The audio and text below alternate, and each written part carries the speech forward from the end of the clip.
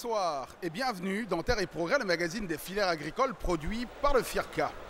Nous sommes dans une émission spéciale en direct des studios du Sahara 2019 qui, vous le savez, s'est tenue du 22 novembre au 1er décembre 2019 sur le thème Agriculture intelligente et innovation technologique, quelle perspective pour l'agriculture africaine? Le FIRCA, sponsor de cette 5e édition du Sahara, acteur majeur du monde agricole et accélérateur du transfert des innovations technologiques pour une agriculture intelligente. Vous l'aurez compris, on parlera d'innovation technologique et d'agriculture intelligente dans ce numéro spécial de Terre et Progrès. Avec moi, évidemment, M.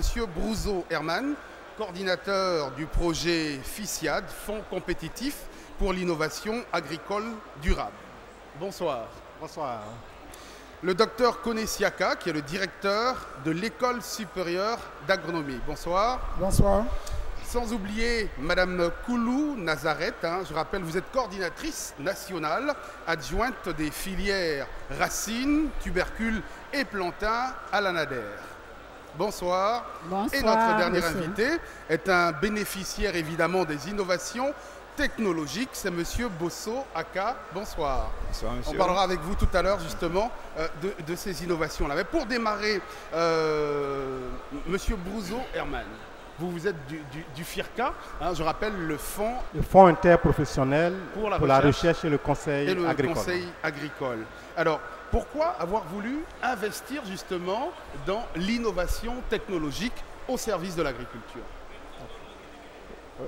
Comme on vient de le dire, le FIRCA, le Fonds interprofessionnel pour la recherche et le conseil agricole, est la structure nationale en charge du financement des services au profit du monde agricole.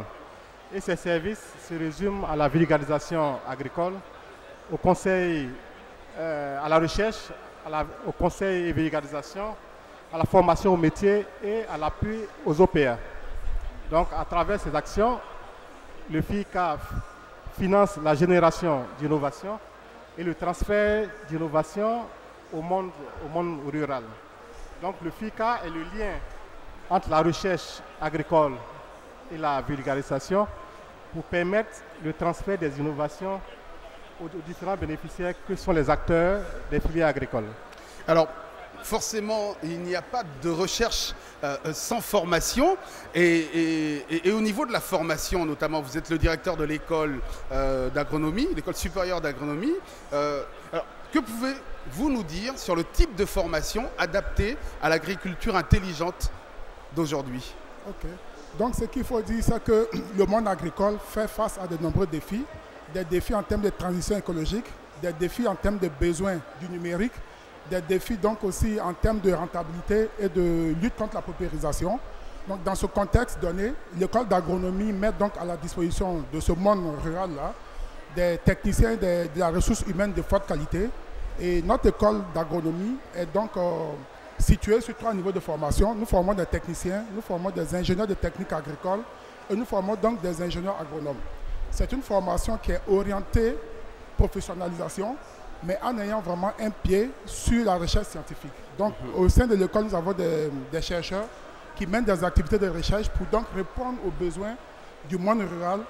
Et ce qu'il faut vraiment dire par rapport au FIRCA, qui est un fonds qui est vraiment bienvenu, c'est une innovation institutionnelle importante et qui soutient vraiment nos activités. Parce qu'il y a peut-être une dizaine d'années, les chercheurs disaient qu'ils n'avaient pas les moyens financiers de mener des recherches pour répondre aux besoins des producteurs. Et depuis quelques années, depuis l'avènement du FIRCA, il y a donc des fonds compétitifs pour lesquels nos enseignants-chercheurs postulent et ça crée vraiment une saine émulation de sorte que les idées de recherche soient de plus en plus évoluées. Et lorsqu'ils arrivent à voir ces projets, ils ont donc des moyens pour pouvoir réfléchir de façon durable. Et tout le monde le sait, la recherche, il n'y a pas de retour sur investissement rapide. Donc ce type de fonds, pour nous, c'est vraiment salutaire. Et on souhaite que ce type d'action, ce dispositif soit périn pour donc continuer à appuyer notre dispositif de formation. On reviendra évidemment sur le phénomène de la recherche, mais on va parler de vulgarisation, de conseils avec vous, Madame Koulou Nazareth, qui, je le rappelle pour nos téléspectateurs, vous êtes la coordinatrice nationale adjointe des filières racines, tubercules et plantains. Alors, comment comment vous vulgarisez justement les innovations technologiques trouvées dans des écoles de formation ou par le CNRA auprès des bénéficiaires que sont les planteurs?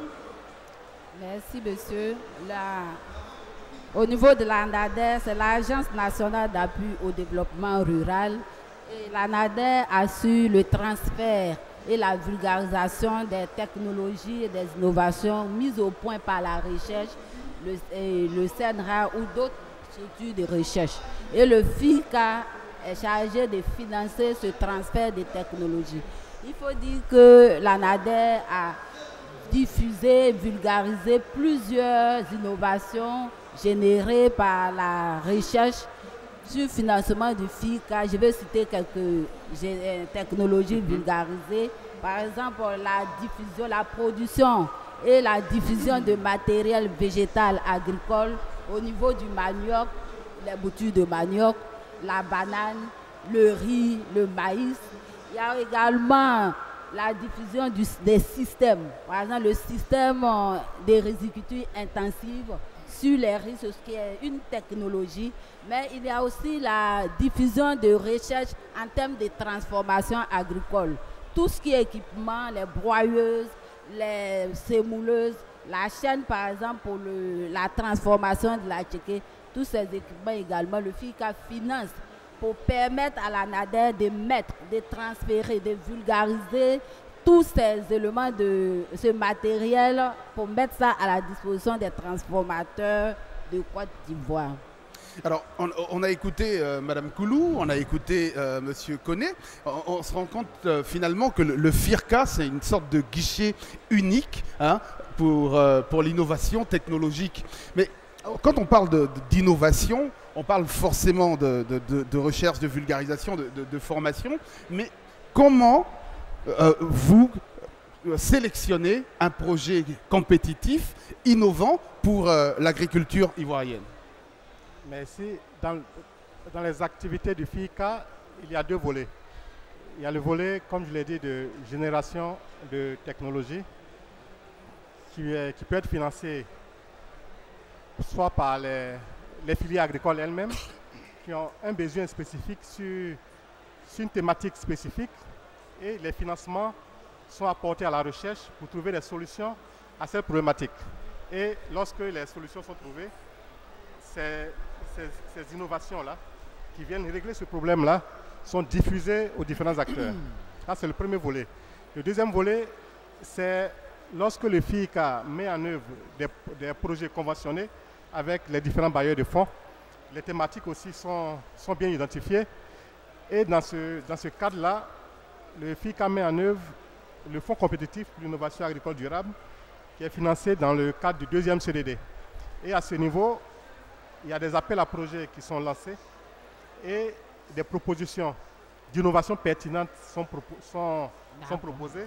Et un comité de sélection se réunit et sélectionne ces innovations les plus pertinentes qui sont mises en œuvre.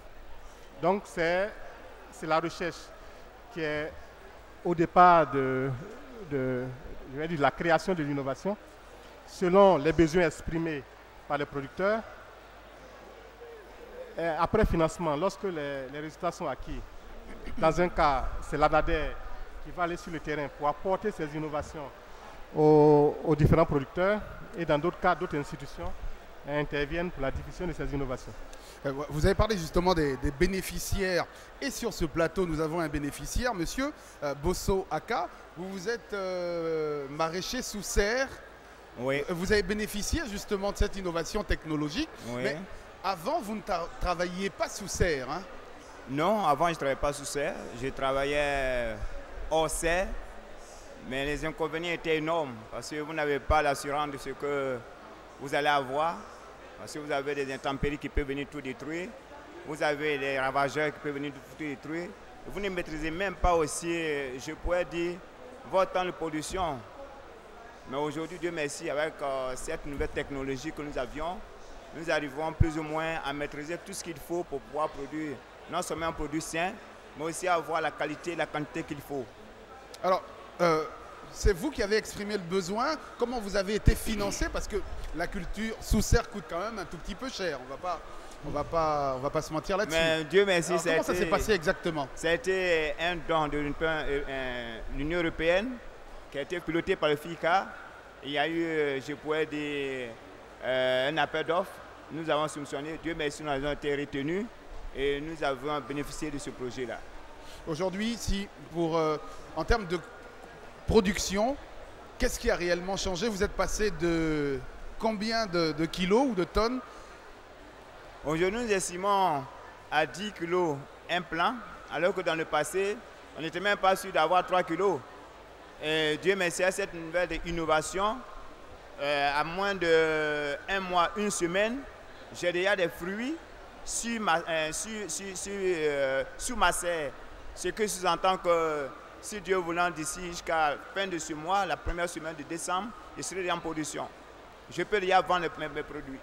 En tout cas, c'est rare d'entendre des cultivateurs avec autant de positivité dans la façon de parler.